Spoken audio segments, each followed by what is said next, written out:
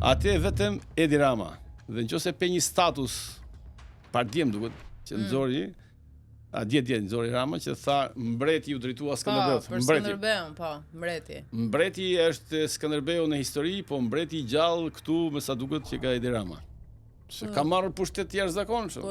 Pra e votuan mandat të katërt si rregull, kur vjen pas disa vite në pushtet konsumohet, pra.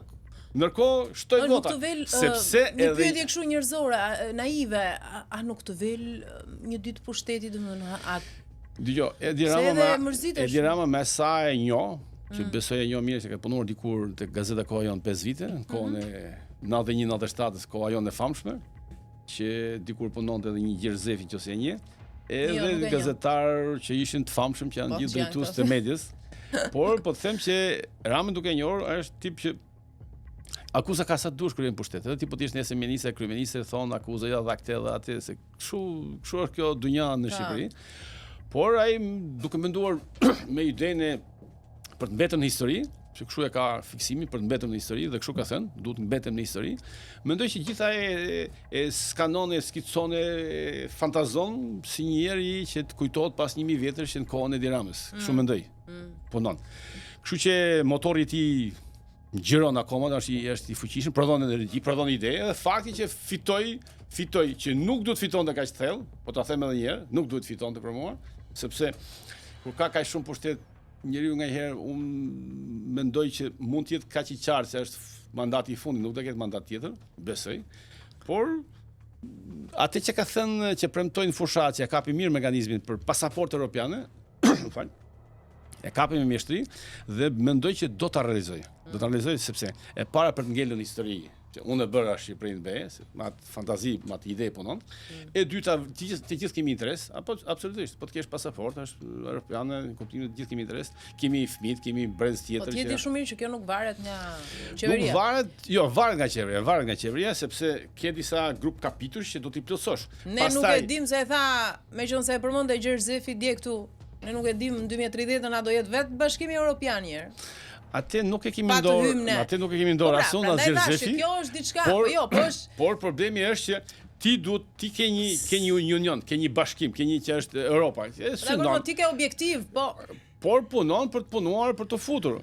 Pastaj tani, flitet për Republikë presidenciale. Ky flitet si objektivi I fshet I kryeministrit Edi Rama që me shumë gjaz do ta realizojnë brenda këtij mandati, do ndryshoj kushtetutën, ne do bëhemi Republikë presidenciale dhe ai do jetë president. E beson ti këtë skenar që po unë kam dëgjuar, nuk mund të them po si jo. Teori konspirative. Po teori që qarkullon nëpër këto mediat kryesore Tiranës apo në këto kazanin e madh Tiranës që thot nganjëherë Rama. Qarkullon kjo ide që mundet që të ktheje do ndryshoj kushtetutën ose e kalon me referendum, pra një variant që them nga pikpama juridike, duhet ta kaloj me referendum, referendumin e u pa se si është vota popullore. Që e kalon pak a shumë si Republika presidenciale që është në Francë, si Macron për shkak, me mandat jo 5 vjeçar, por 7 vjeçar. Me drejta ekzekutive, pra ai është shefi aty ka pushtet, natyrisht me kompetencën që ka Bayram Begaj sot. Nuk e di, flitet, qarkullon, sillet në kazanin e madh thash, por akoma s'kemi parë ndonjë indicie, akoma është pak herët për të folur. Një variant I pranueshëm edhe ky. Por pastaj do të flasim gjatë. I pranueshëm, kur thua I pranueshëm, është I mirë, e mbështet? Nuk e di, nuk ta them dot 100% apo jo. Një variant pak a shumë amerikane, pothuajse presidencial, që presidenti zgjidhet nga populli, ka kompetenca ekzekutive. Në fakt, e mira do të ishte. Kushte që nuk është Edi Rama, kushte ishte dikush tjetër, që presidenti zgjidhet nga populli. Po çështja është që do jetë Edi Rama, se ndryshe nuk shkon ky si skenar pastaj. Po, nëse atëherë do jetë ky variant, Rama konkuron dhe fiton, dhe do kemi nga vitet 2035 a 2036, nuk e di atje di zotja do jem gjallë unë, por ai vazhdon prapë pa limit. Sepse edhe një herë nuk ka opozitë solide të fortë. Sa më shumë dhe sa më fort të jetë një opozitë parlamentare e besueshme, edhe të jetë aty me pushtetin, edhe qeverisja është më korrekte, se kur shen një opozitë që është gati për ta në pushtet dhe që mund të rrezikojë pushtetin dhe që është e fuqishme, e besueshme, që ngren kuota në elektorat në popull, edhe qeverisja, kushdo që të jetë kryeminist është i kujdesshëm, nuk është arrogant, është i kujdesshëm. Se thua erdhi ky tjetri. Ndërsa kur shen një opozitë të zgërlaqur, ose siç tha një shok im, të shkërmoqur dhe përdori një term popullor që nuk e them këtu, atëherë kështu është natyra e shqiptarit. Edhe unë po të jem kryeminist, sado që bëj leksion të llafet të kjo, të ndjen se karrika e pushtetit është pak kështu e këndshme. E këndshme, ke gjithçka në dorë etj.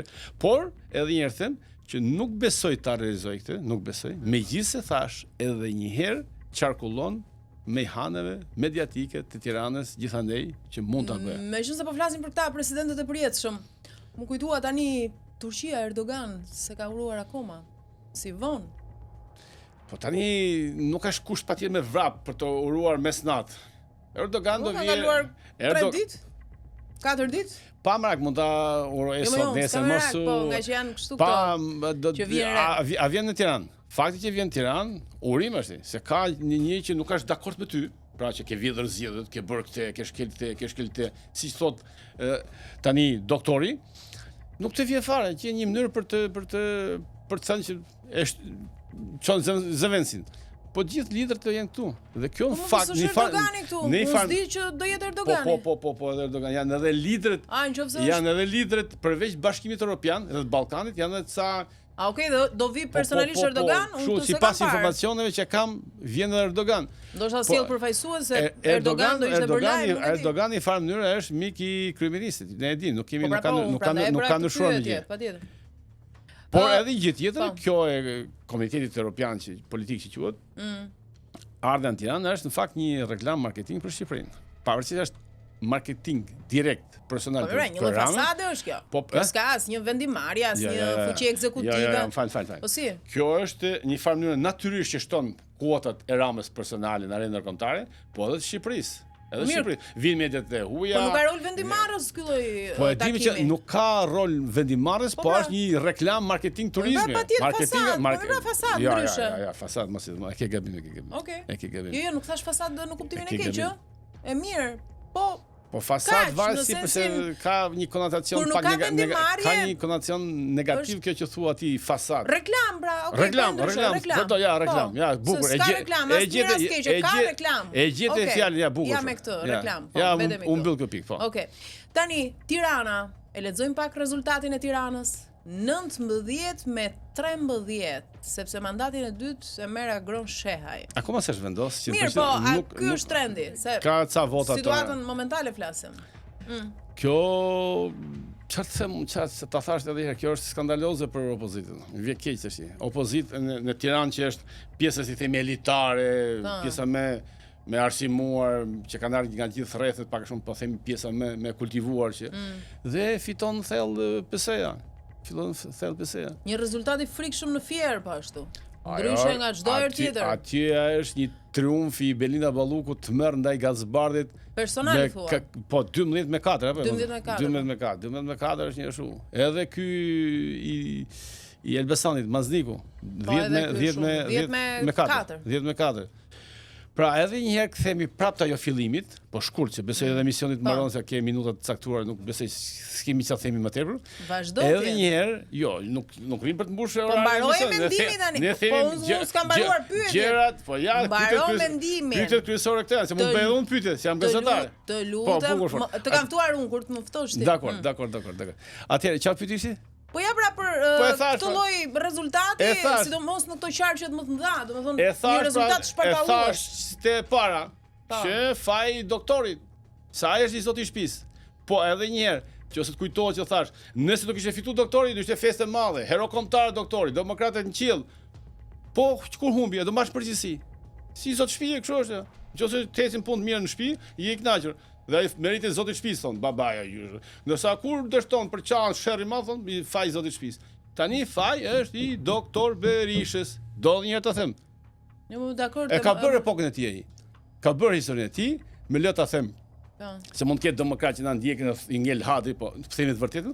Bëri 90-91-shin, bëri 2005-ën që fitoi kundër kryeministit Nano të kohës bashkë me koalicion të madh të zgjeruar që ishte me shpresë të madhe, bëri rrugën e kombit. Jo krejt, se një pjesë ka bërë edhe Rama tani, që nga Thumana, Kashare, Urën e Drinit që është në Kukë të gjitha.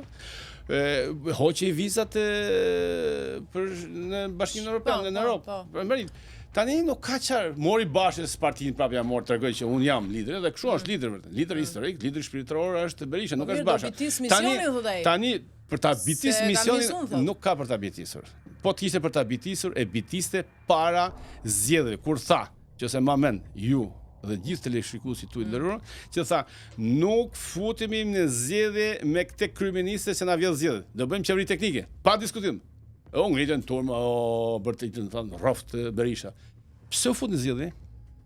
Kur e dije që ke kryeministër sipas Berishës që të vjedh zgjedhje, pse u fute? Pse i karikove njerëzit në zorë mitingje që ne do vim pushtet do bëjmë nami? Pse?